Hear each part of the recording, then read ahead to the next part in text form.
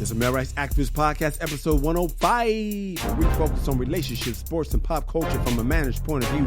First of all, we want to thank our listeners, our new ones, our OGs. Thank you for hanging with the fellas. What up? Today's show, we got to say rest in peace to Herman Cain. Mr. 999 is gone. Pac-12 players are not playing until they see some changes. That's pretty much what I did. I stopped watching until I see some changes. National championships. Nice. Vado and his lady got into it. Coach Pop doesn't take a knee. And a Dear Irby writer wants us to settle a beef with his family. All that and more. Right now.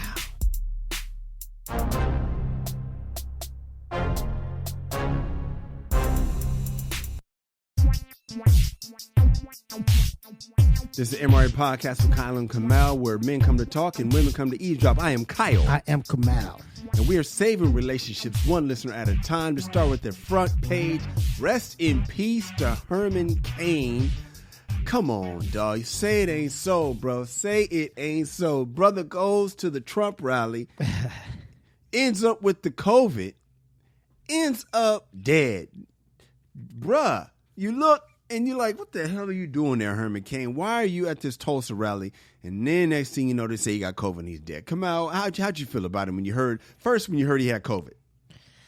Man, I thought it was dumb because he, I don't know if it was Instagram or Twitter, he was promoting the rally. He was saying like, yo, masks won't be necessary.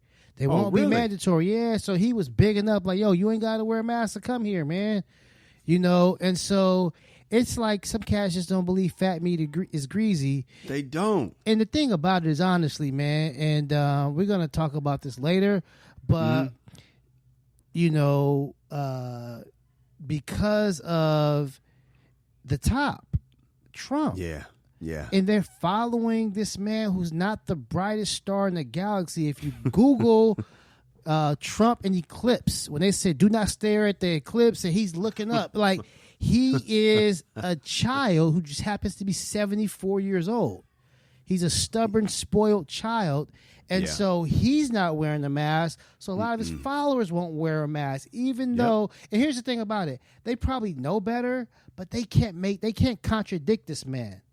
It was a Twilight Zone episode. Do they know better? Yeah, I think they know better.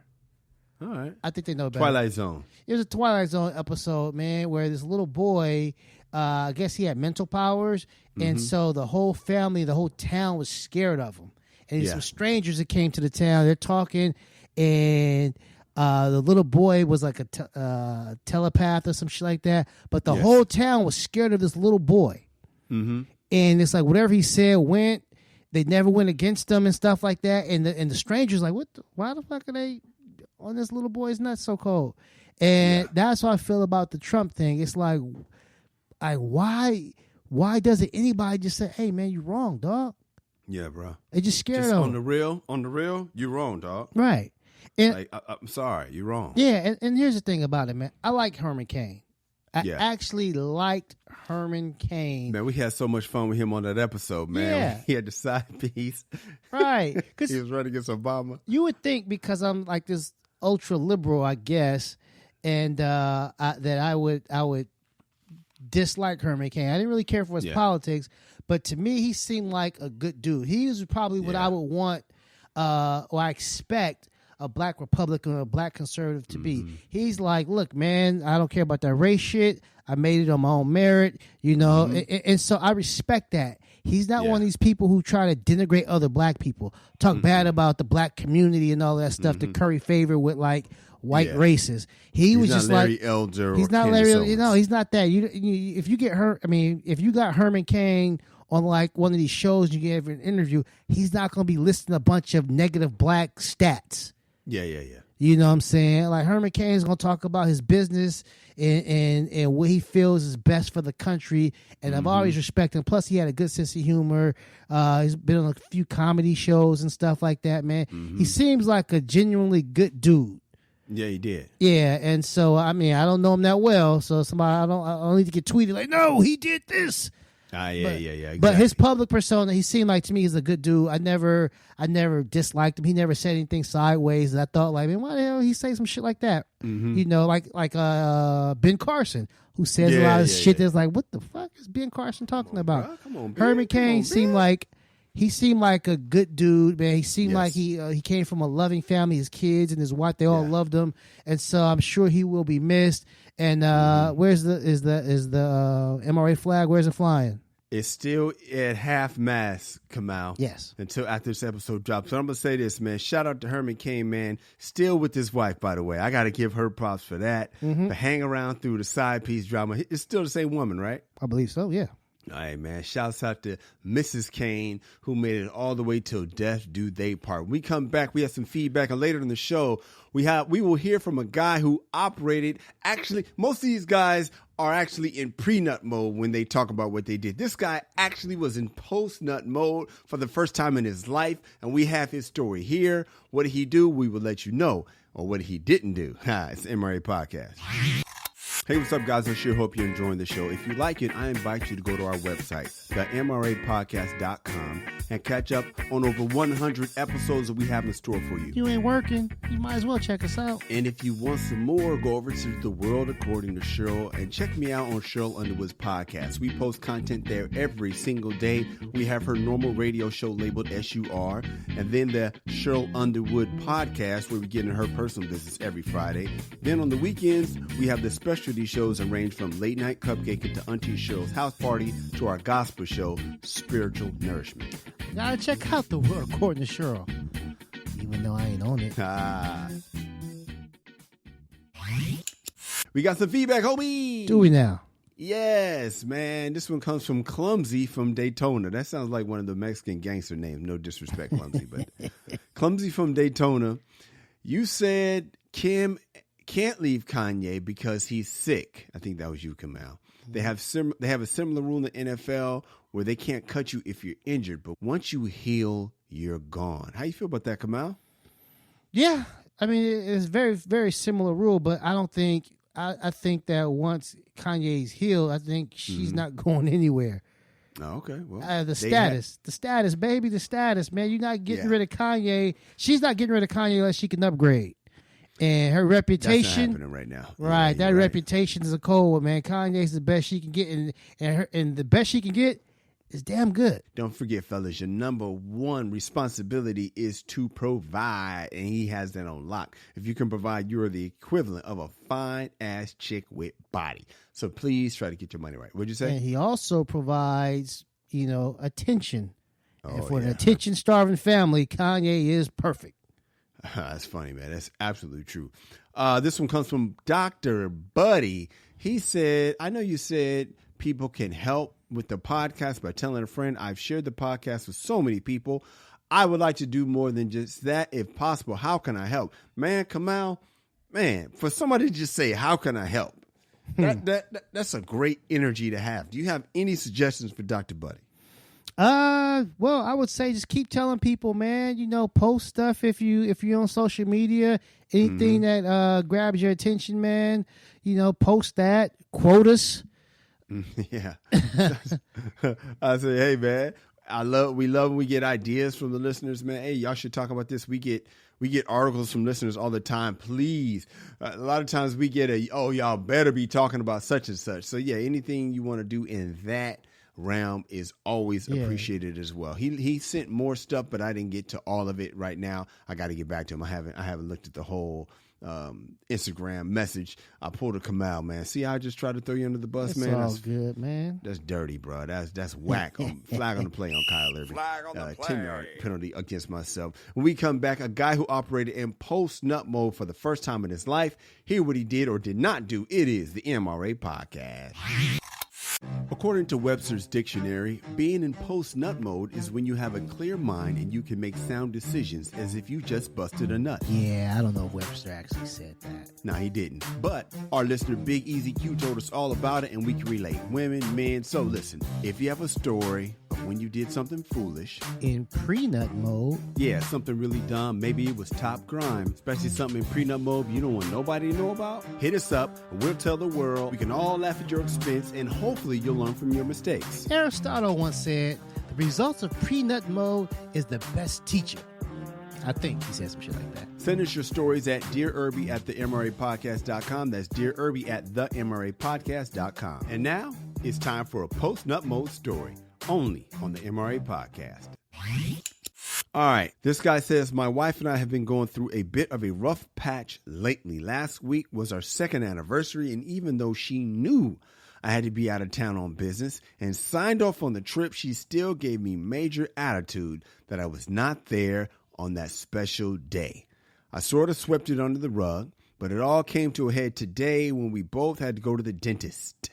Even though we had an appointment, the dentist was late seeing us, and my wife copped a major attitude with the receptionist, thoroughly embarrassing me in the process.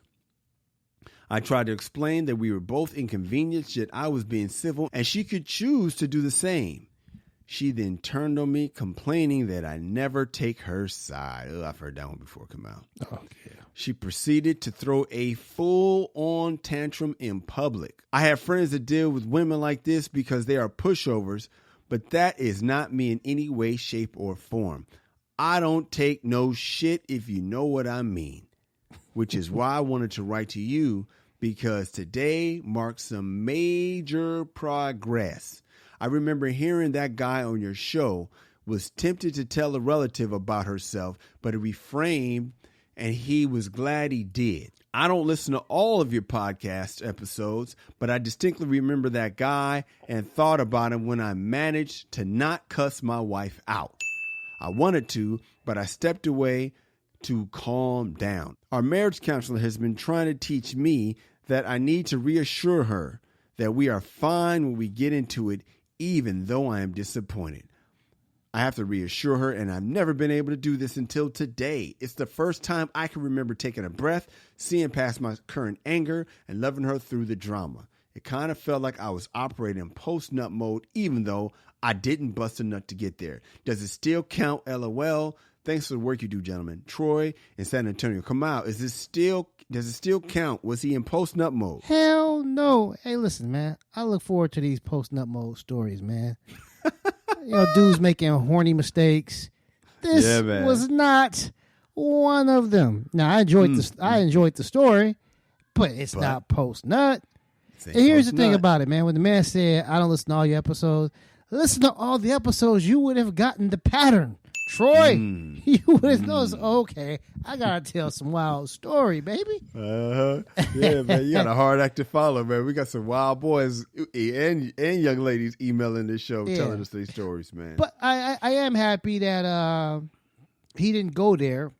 Yeah. Because the thing about it is, I know it was so easy, and that would have been his natural instinct to just have it, a drag down fight in that dentist office. Yep. I have not gone that far, but I've had some public disagreements. And yes, they can be embarrassing at times, depending on how far one of us goes. So that's good that Troy just stood back, just let her say whatever she was going to say, and then just, took the high road. It's not easy. It's not always easy to take that high road, man, especially when you believe you're right. Ugh. Come out. Let me tell you something. First of all, this is post-nut, sort of, kind of. To encourage the listeners, we love to hear the foolishness that you do. We're not trying to discourage when you do something mature, but save that bullshit. Tell us about the foolishness. We're living vicariously through y'all. Exactly. I need these. When you do the right thing, email somebody else. I'll just play it. Technically speaking, the very first post-nut mode story, I don't even think involved busting a nut. It told stories about, it introduced what post-nut was, but I'm pretty sure he was saying something about not telling his relative or sister something about herself. And he said, for now, I'm operating in post-nut mode. But then he went on to tell us about different variations of what post-nut really means. So I get what he's talking about, Troy. I get what you're talking about. But let me not discourage you, because this is huge. And the reason why this is huge, Kamal, because selfishly, this is one of my issues that I have yet to master. The ability. Let me tell you something, guys. We're the head coach of the football team. Really, we're the owner of the team. She's the head coach and the kids are the players. But in this analogy, we're the head coach. And sometimes your lady is going to mess up. And in this analogy, your lady is the starting quarterback. If your starting quarterback fucks up, throws 5 interceptions, and y'all lose the big game, let's just say it's week 3. You have to be able to say, you're still my guy for next week. And my problem is, Kamal, when somebody I care about romantically messes up, I'm always thinking about cutting. That's my go-to thought. Like, I need to open up the field for tryouts. Like, I'm not really good in the moment of anger at looking past them messing up. If my lady's mad because I didn't spend enough time with her on my birthday, not hers, and she throws a tantrum about it, I'm literally considering, man, how can I not go through this next year? I'm done.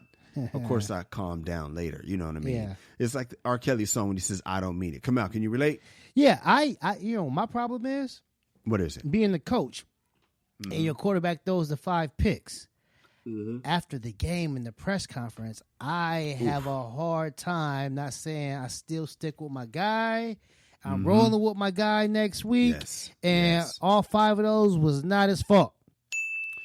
Man, that's what they need, though. Right. And so basically when he says, chick says, you don't have my back, I do not defend foolishness.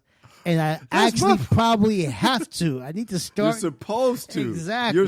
It's such a real man high road. Like, I can't understand these coaches. I'm like Pete Carroll. Pete Carroll opens up practice every week for competition. I used to love when he said at USC. Hey, your job's online every week, Holmes. You know what I mean? Ain't no, you're not protected. You want to start this week, you come to practice and you bust your ass. And no, but quarterbacks these days, man, like Aaron Rodgers, he was heartbroken when he found out that the Packers drafted his replacement. He said he poured himself 4 fingers of tequila. Like, man. Hey, you saw, I'm a Jameis Winston fan, right? And Jameis had a up and down year. He threw 30 picks. And his coach, damn near every game, defended him. All these picks are his fault. You know, we got to go back and look at the tape. He had some good throws out there. Cats running the wrong routes. Until the last game of the season. Bruce Arians was after that last game, and he was like, yeah, y'all saw what I saw. Shit, I don't know who he was throwing to. It was like, he was done, dog. He was done. I don't have to defend this motherfucker no more. I love that, man. I got so much respect for these coaches that could just coddle these fucking superstar athletes, man, because I have a hard time. Could you imagine coming out every time your wife pissed you off, you had to go in front of the media? You would be like Bill Belichick with that grouchy ass look on his face, man, and address what she did, what we all saw that she did. Come out, especially your in public. Unreasonable wife in public, when people saw it, and I gotta basically defend my. Could you imagine? Oh man, and everyone has to see it. Like, yo, okay, so when your girl misheard the waitress. Clearly, the waitress said this, and she misheard her, and she went off and asked to see the manager. What were you thinking? My girl, she's been having a tough time. No. You know what I'm thinking? My girl be tripping. Yeah. She's unreasonable, and she does the same shit to me. Yeah. That's not what you're supposed to say. I gotta be man. like, no, actually, I didn't. I heard the same thing my girl heard. Because that's all they want. Why won't you defend me? Why won't you defend me? When we come back, a viral video shows a man surprising his cheating wife with a DNA test. Hear our take on it soon. It's the MRA Podcast. Hey guys, if you're digging the show, then please tell somebody. People might say something to you like, hey man, you know what podcast you listening to? And that's when you say the MRA Podcast with Kyle and Kamal. Or the MRA Podcast with Kamal and Kyle. Kamal, man, I think you sent me this video, right? Yeah. About the guy. Now, I don't know if this is real. Do you think it's real? I don't know, man. I do. I think it's real, but it could be fake. I know a lot of these fake videos are usually funny. Yeah, they're done for comedic purposes. And to me, man, this shit was sad. You know. Okay, let's explain what happened, because we're talking about if it's real, if it's fake. We haven't set it up. You probably have seen this video. Maybe you haven't. Let's set it up. A man comes in. I think it's his girl's birthday. Is that right, Kamal? Yeah. And he gives her a gift bag, and she's so happy. And she sets it up like, I really want to go to Dubai or some shit. Yeah. Which to me felt so fucking fake. But whatever. I want to go to Dubai. Is it Dubai? It better be Dubai. Whatever. She opens it up. It's an envelope. Opens up the envelope. It's a DNA test. What I love about it, if this is real, this is what I'm talking about the ladies do. As soon as she saw what it is, you know what she said? How could you do this? How could he do this? How could he? And he was like, get your shit, you and your daughter, and get out. That's another part I thought had to be fake, man. He wouldn't have kicked the daughter out. I don't know if it was fake, man. I'll say this, because he told her to read it, what it said, and she never read it. You know what I'm saying? So if this is set up for the audience, she didn't give the audience what we were, what we wanted. He had to narrate it. You know what I'm saying? And so that's why I kind of think it's real. And her reaction, man, when she was like, "Get the camera, can we just talk, please?" And so it just seemed like I'll say she's great at improv. It's fake. Yeah. Because you couldn't write that. That's not it didn't seem like a script. Yeah. It could have just been scenario. If it's actors, those words were not in the script. This is the scenario, action. Yeah. Larry David style. Mm-hmm. Yeah. So I don't know, man. So you're saying you think it was real, man? I thought it was cold-blooded, man. But at the same time, it really just blew me away how she found a way to make it still his fault. Once again, head coach, it's always your fault if they lose. I could not believe how she kept doing that. Well, yeah, so I guess they have a daughter who's 3 years old. Yes. And he was like, you got 30, was it 30 days? Or was it the end of, oh, no, he said the end of the month. Yeah. End of the month. I don't know when he actually recorded it, if it was like the 28th or some shit like that. But he gave her to the end of the month to get out, and the daughter, and she's like, but she loves you, and like basically she's so the dude is pretty much this little girl's father. That's all. Yeah, that's man, all he is the father. That's the thing that hurt my heart. Yeah, and so I ordinarily you would think that would be like, ear to ear smile. Yeah. But for this one, I felt real bad. It was Only like, for the wow. daughter. I felt bad for the chick, man. Like, and the whole thing about it is she still couldn't cop the cheese. You cheated on me. No, I didn't. I know. She kept saying in denial. I was like, oh my God. And my girl felt sorry for her. She's like, dude, she's probably telling the truth. What if she was raped? My girl just that would come in your wife's mind. She would have said that immediately. That would have been the first thing. Like, hold on, I got raped. I don't want to tell you because I knew you. I didn't want to tell you because I knew you'd kill him. Because it's your cousin or some shit. Right. That would have been the first thing she said. But she was like, "Can we just talk about this?" All right. So I got to talk about this. This is not in the rundown, man. But speaking of excuses, Gabrielle Union was mad at Terry Crews. Now, Terry Crews has been stepping in it all month, all year. But she was mad at Terry Crews for not defending her on America's Got Talent when she said it was racism. Is it the black man's job to defend his sister, or is this her problem that she needs? This nigga getting 3 checks from NBC. Is it his job to speak out for her, or is she on her own? Just real quick before we go to break. I think if they're not tight and she just assumes because he's black he's supposed to have her back, then she's wrong and she's on her own. But if they're tight and they're seeing the same shit, and they're talking about it, but then when she brings it up publicly, he's like, nigga start whistling. Yeah, my name is Bennett. Hey, do you remember on Look Who's Talking when they try to set dude up to look bad and said, listen, man, it's one thing she hates when people pay for her for do anything. So they go to the movies and it's time to pay. And that motherfucker start whistling, looking in the air, walking away. I do not remember that. Nigga James. Was it James? Go watch that shit. Huh? James? I don't remember, man. No, I'm saying, was it Bruce Willis or some shit? It was just some funny shit. I just remember thinking, God damn, this idiot thinks he's doing the right thing by walking away when she pays for the ticket. Oh, man, we come back, man. Vado, man. See, Kamal, you the one that told me about Vado and Tahiri or whatever. And now their situation has gotten so much worse. You got to give us an update. It's the MRA Podcast.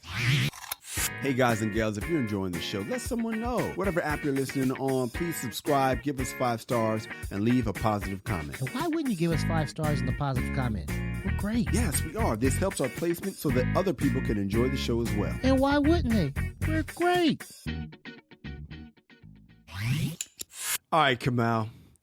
Vado and Tahiri. Who are these motherfuckers, Kamal? Man, there are reality TV stars, fringe rapper Vado. You know what I'm saying? He's not really known, but I think they were on Love and Hip Hop. Tahiri was at one point with Joe Budden, and she was on Love and Hip Hop. I think they're both on Love and Hip Hop New York. And so now they're on Marriage Boot Camp. Okay. And they obviously need it. Yeah, and so we talked about a few episodes ago, when she said he was the brokest person she'd ever been with. Yeah, that was flag on the play. Yeah, bro. I didn't like that at all because it told me basically what type of person that she was. Yes. Well, some footage of the upcoming season came out, and Vado got into some trouble because there was a clip of him like choking Tahiri out.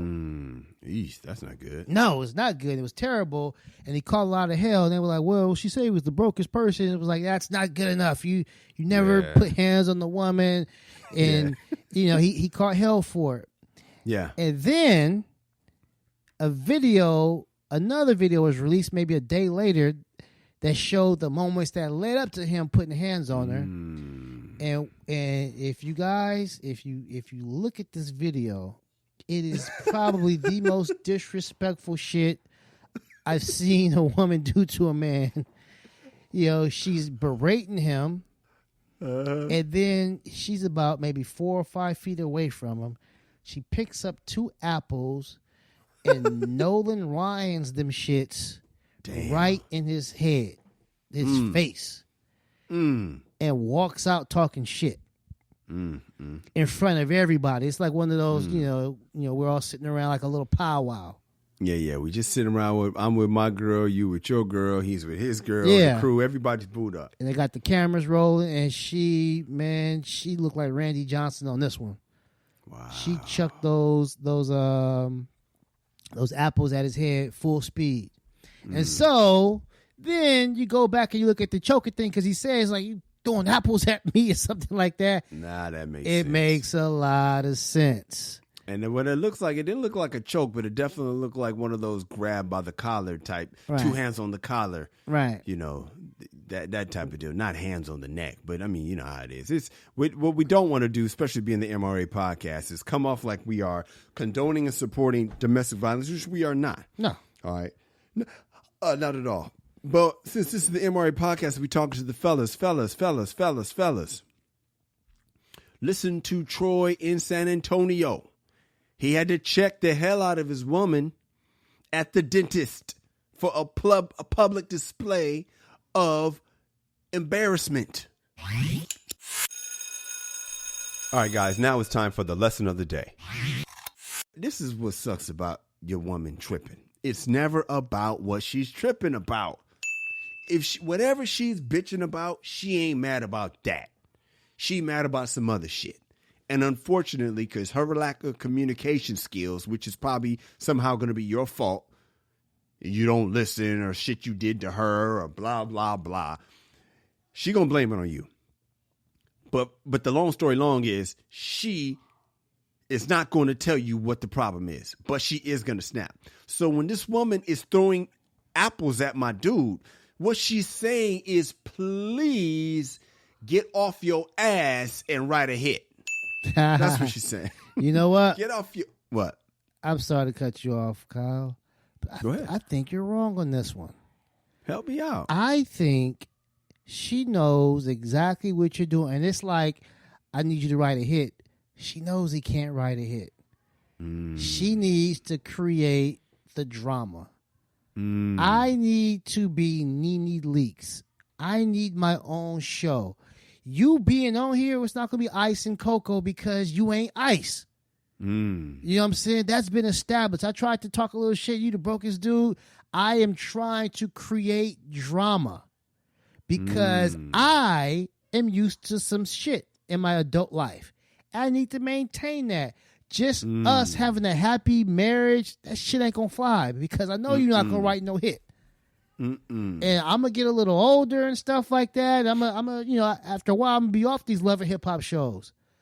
And so I need to create some viral moments where people are talking about me. I need some memes. I need these apples to the face to be a meme because I do not like my financial situation. I don't like my status. I don't like, you know what I'm saying? If we went to a dinner, we had to wait for a table. I don't like that. And so I don't want to wait for a table. Yeah, if you can't get me there, I'll do it my damn self. And I hate that you can't get me there. And I also hate that you're letting me run all over you.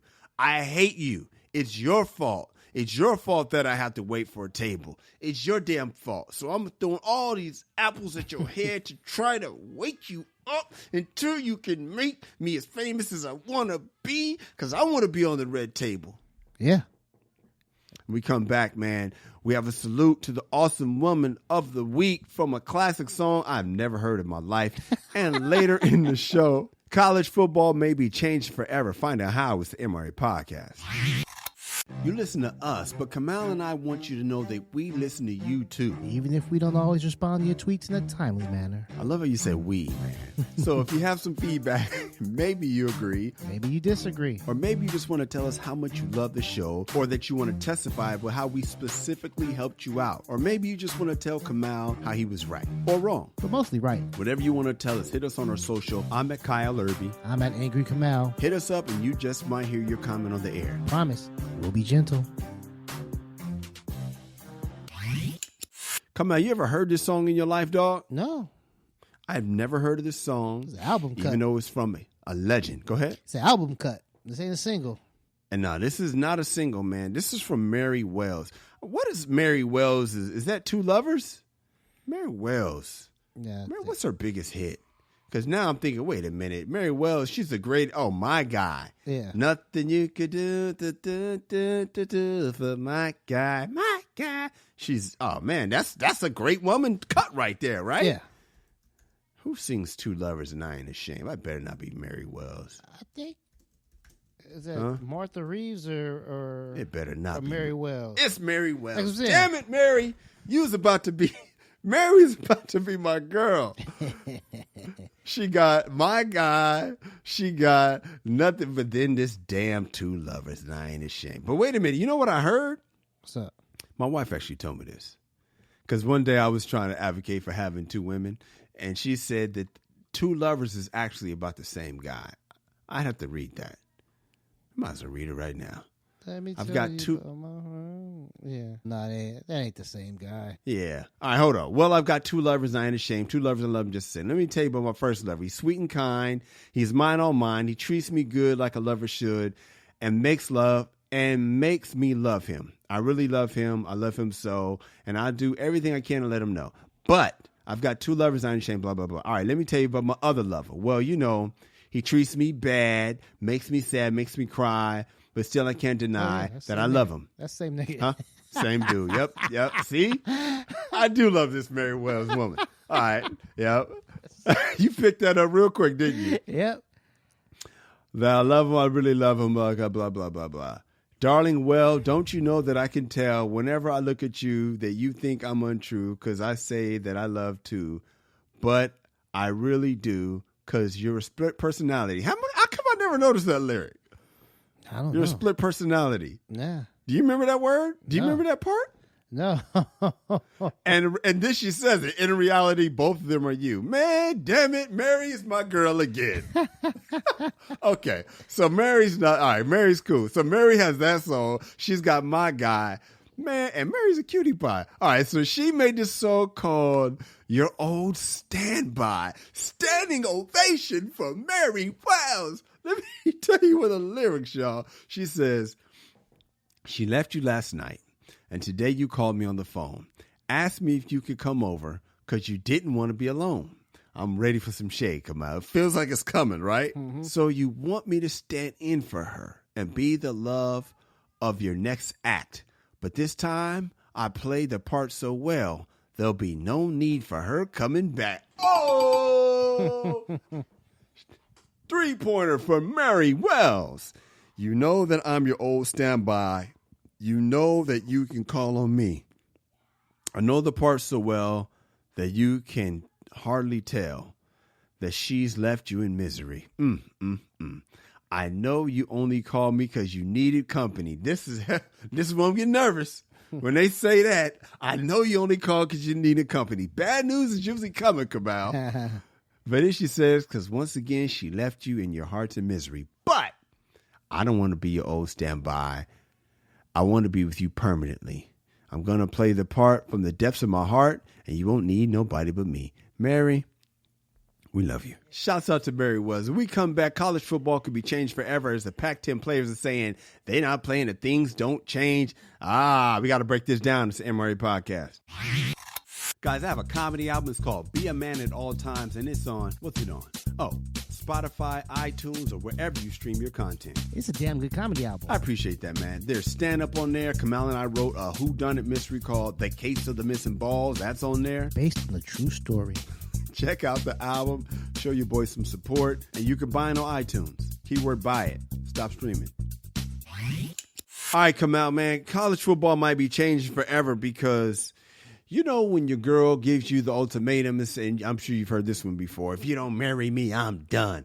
Well, the Pac-12 football players have drawn a line in the sand. They have said the things that they want to do, and they not playing. They said they even talked about how much the commissioner makes of the Pac-12, and they want him taking a pay cut. I'm like, man, y'all done lost your damn mind. But they want to get paid. They want COVID testing. And I'm telling you, man, the more and more I read about this, the more I'm siding with them, because I've always been the guy that's been like, man, fuck out of here with that shit. Your ass getting a scholarship. That's the agreement. You know, don't try to renegotiate. That's the agreement. You know, finish school and get a job. Mm-hmm. But when I'm seeing the kind of money that these people are making, and I don't like to count another man's money. That's my problem. But when you think about the money that the colleges are making off of these players, and then these guys are definitely playing the COVID card. They're playing the race card. They're playing the hell out of the race card. And I could smell when somebody's playing the race card, just like when women play the female card. Sometimes it grates against me. But if you think about it, black people are the best athletes in the world. That is not debatable. And they make up the majority of college football and basketball players. So if you look at it from that lens of these black players are being used up and not being paid nor making to the league, the only thing I'll go back to saying is, but if you get your college degree, if you go and get a business degree for free from Cal Berkeley, that will pay off. But still, they're making more than that business degree than it costs to get that business degree. The only thing I have a problem with, well, the major thing I have a problem with, in college football, college sports in general, and they say they can't earn because they're amateurs and whatnot. Yeah. And the degree should be enough. The free room and board and the degree is enough, right? But you look at somebody on academic scholarship who gets all that shit. Thank you. Who can still get a job and get paid and do all these other things, right? Yeah. But the athlete can't. Yeah. And the athlete generates way more. Way more. Not even, matter of fact, the academic guy generates jack shit. He costs the university. He costs the university money. No thing. Right. As a matter of fact, the student athlete is the reason why this guy can get the scholarship.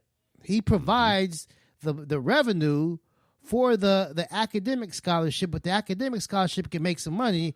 Athletic guy, who's the reason why we have a new lab and a new dorm, can't earn shit. So I think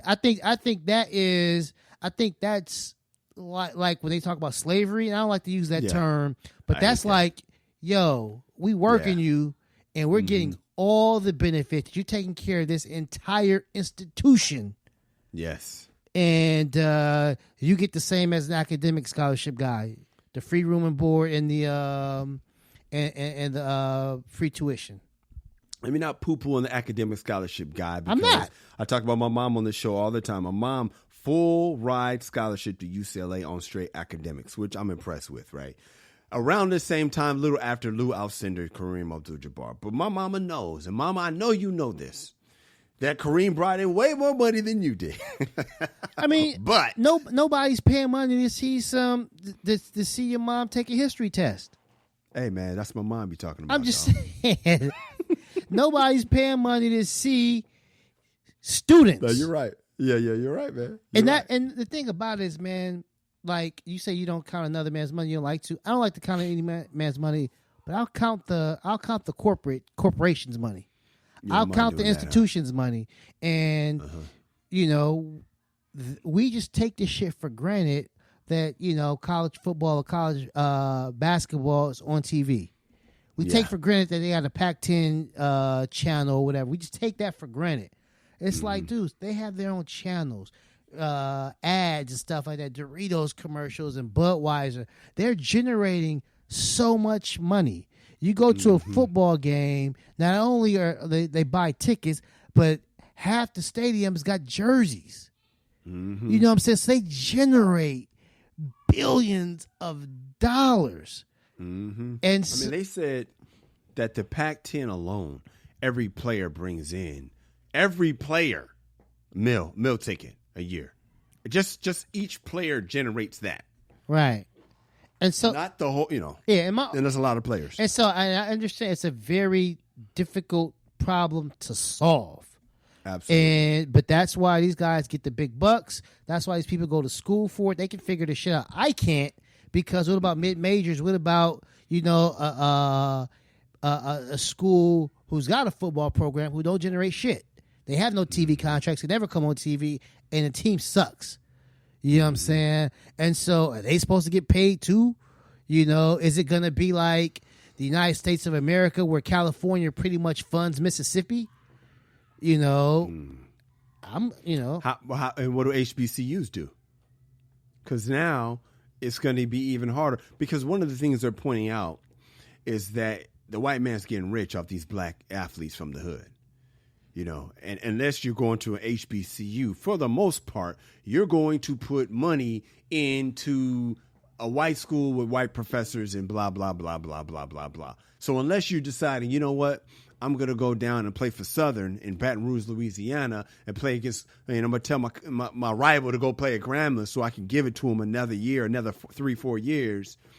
You're getting another man rich. You're not bringing that money home. And they're not spending that money on y'all. And so that's more frustration. Right. And the trade-off is like you make that white man all that money in hopes of in 3 or 4 years, you get to make a lot of money. You're absolutely right. Yeah. We come back. Coach Popovich is woke in a mug, but he don't take the knee in the NBA. And neither does a brother. And how do we feel about this? We will break that down. And later in the show, Kamal and I are going to settle some family drama. A woman complains that her brother refuses to follow COVID protocol around her parents. Who's right, who's wrong? Find out soon in the Dear Irby letter. It's the MRA podcast. Hey guys, what's up? If you're enjoying this show, do us a favor and donate to our Patreon. Word. Just go to www.patreon.com. That's Patreon.com and make a donation to the MRA podcast with Kyle and Kamal. Word. It's that simple. Listen to the show, love the show, share the show, break the show off with some dough. Bars. Kamal, Coach Greg Popovich is one of those outspoken white men that's always, very often I should say, speaking up for brothers in the struggle. But when the national anthem played, he did not take a knee. And then we're going to have to talk about who Jonathan Isaac, he also didn't take the knee. A black man did not take the knee on the first night of the NBA. He was not the first night, but he was the first player to not take the knee, and a black dude at that. And then he ends up blowing out his damn knee. Man, the irony like a mug. Come out, how you feel about this whole situation? I'm not mad. I'm not mad at Pop, man. Pop goes to bat for these cats, man, every single day of the week. It's his personal choice if he doesn't want to take a knee. Absolutely. I don't think that taking a knee, it might show solidarity with his team and stuff like that. But as far as messaging, I think all people know where Greg Popovich stands on these issues, and I don't think he needs to kneel to, to get his point across. So I'm not mad at all. I'm not mad at Jonathan Isaac. I'm not mad at anybody who chooses not to take a knee. I get mad at people criticizing these guys to take a knee. And I also get mad at people criticizing cats who don't want to take a knee. Just the hypocrisy, Kamal. Just do you. I'm going to do me. Hypocrisy. Yeah, exactly. Just everybody, hey, do you, I do me, and that's it. And then when they blow the whistle or the horn sounds, man, we're going to come together. We're going to try to win this game. And I'm going to try to beat the other team together. Aside from that, man, my politics and my social views are my social views. And as I'm getting older, I'm starting to realize I can't get mad if other people don't share the same views as I do. I think that's more of a childish way of looking at things. I'm down with Coach Pop because in those press conferences, he goes in, and most of these cats kneeling cannot articulate the shit that Pop's articulating. They can't do it the way he does it, man. Because you know what? He's a 60, 70-year-old man. Plus, he's ex-military, so he can really be like, "I love this. You can't take that shit away from me. This patriotic love for this country." And so when he speaks, people listen. I respect him. I love that he stood up because to me, that personifies what we're trying to say. You could be down and take the knee. You could be down and stand up. But to criticize him for standing up is just as ridiculous as criticizing somebody for taking a knee. That's freedom. Real freedom is Pop saying and having the guts to say, I'm standing because I feel like it. That's what I felt like doing. And if you got a problem with it, that ain't my problem. It's yours. I appreciate that. Hey, man, we come back. Kamal and I are going to settle some family drama. A woman complains that her brother refuses to follow COVID safety protocol around her parents. Who's right? Who's wrong? Find out soon. It's the MRA Podcast. Yo, what's up? I'm Kyle. And I'm Kamal. And you're listening to the MRA Podcast, where men come to talk and women come to eavesdrop. Let's get to this Dear Irby letter. That's us. Dear Irby, my brother and my parents are having a dispute, and I was hoping you could help us. He lives in Nebraska. My mom lives in Boise. Did you say Boise? Did you say Boise, Idaho? Way back before this whole mess started, he and his wife planned to visit my mom in September for her 75th birthday. My mom is in good health for her age, but my father has emphysema. My parents asked his family to get a hotel.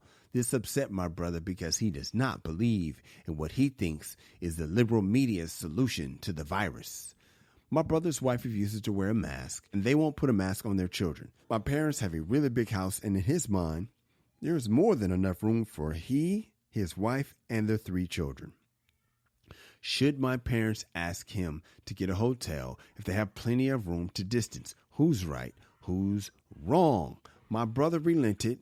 He got a hotel room for his family, and the plan is that they will have a barbecue in their backyard so that everybody can be distanced.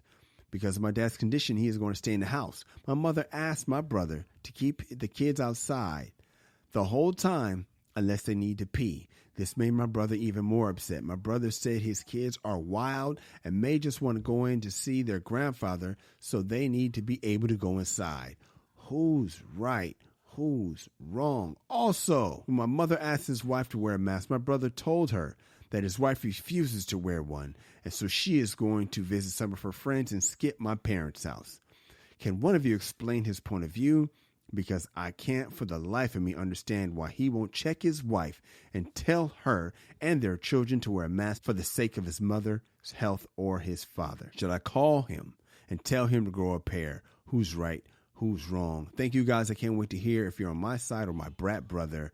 Smiley face, Katie and Corvallis. Kamal, you're up.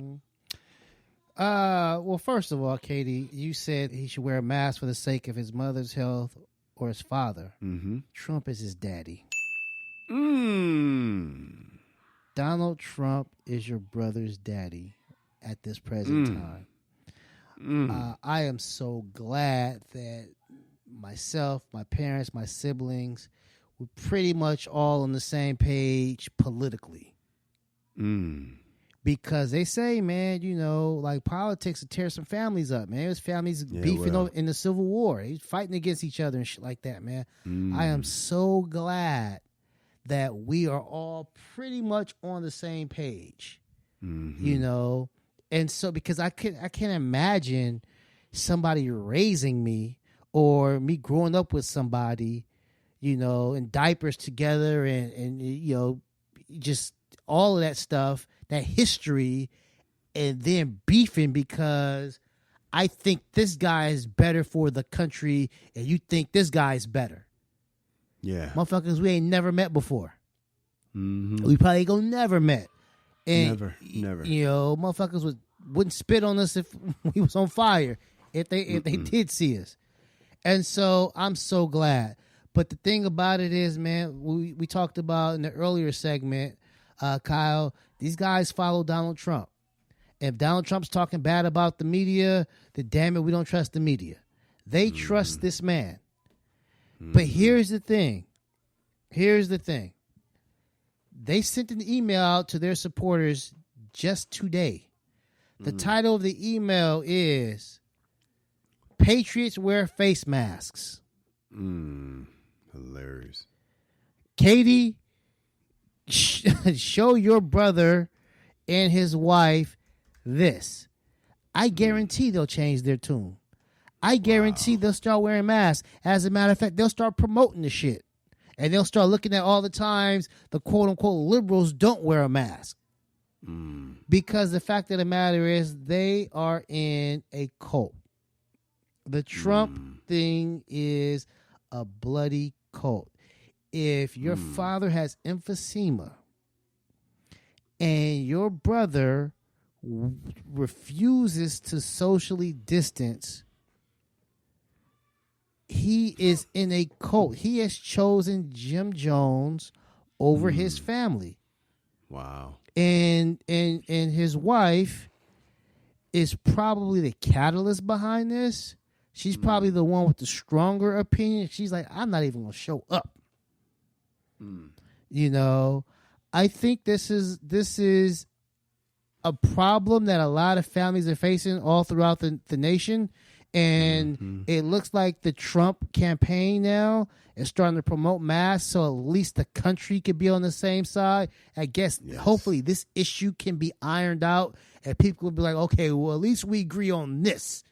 Because this is ridiculous, man. This hurts my heart to hear this shit about your brother and his wife and the kids and throwing the kids in there. The kids ain't wearing a mask either. Good luck with this. Hopefully this new call to wear a mask from the Trump campaign can the Trump campaign can bring you guys a little closer.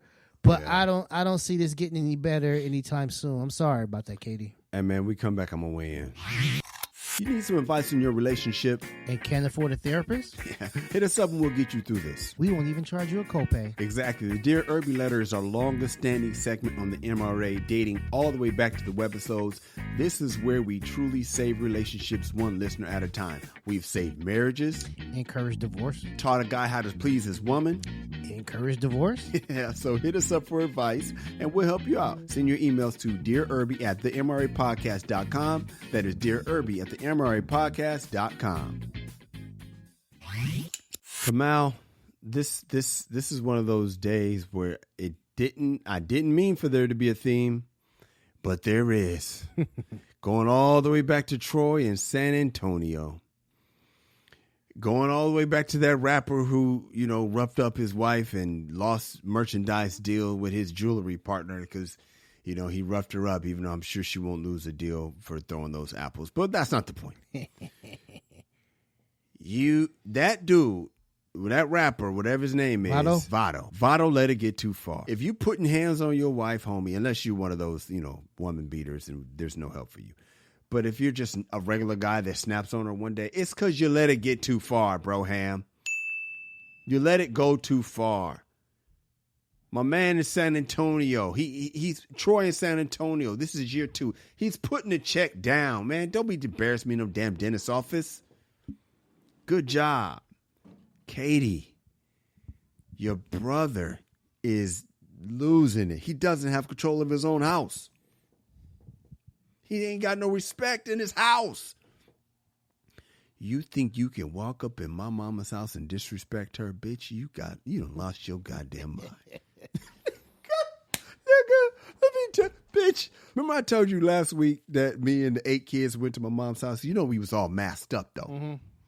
Didn't mention that part. We was all masked up like we was about to do surgery, homie. Dog, it's respect. Man, what is your problem? Your brother's tripping. He don't want to cause no waves, man. And he let it get too far. And she's a temper tantrum thrower. How do I know she's a temper tantrum thrower? Because she's going to go all the way to whatever state your parents live in and not stop by. Man, this feels like a cultural thing. I'm trying not to make this racial, but it's just a respect thing. You not stopping by. Kamal. Because I can't put your life. If I can't put your life in danger, I don't want to be there. I don't give a damn what it is. I can't. Man, Richard Braxton been one of my best friends for almost 30 years, man. I can't go near the hometown of Rialto, California. If I don't stop in, Mom's is going to have a problem. If I go near the neighborhood. Imagine you go to Robbie's neighborhood and don't stop in and say what's up to Mom's. Is that cool? Nah. No, that's a cultural thing. You can't come near the hood and you got to stop by. That's a respect thing. My mom is 75. My dad is sick. Put the fucking mask on and let's go. What are we talking about here? His kids are wild and might run inside. You don't got respect from your own kids. You can't say, hey, Paw, Grandpa, whatever the fuck, don't fuck with him. Don't go in there. Go in the he will wave through the goddamn glass door. But they're going to want, I don't give a fuck what they want. You check their ass. What is the deal with these people? So, to answer your questions, Katie, should I call him, tell him to grow a pair? No, you should not. That is not going to go over well. Do not do that. What you should do is call him and ask him for the update on the trip. And when he tells you what he's about to tell you, kindly inspire him to listen to the podcast, the MRA podcast. God, real talk. You got to have to say it in a nice way, because if you come at him foul, you're just going to have a new enemy. Should my parents ask him to get a hotel? Let me tell you something. I'd be a little offended if my mom's asked me to get a hotel. I'm not even going to front.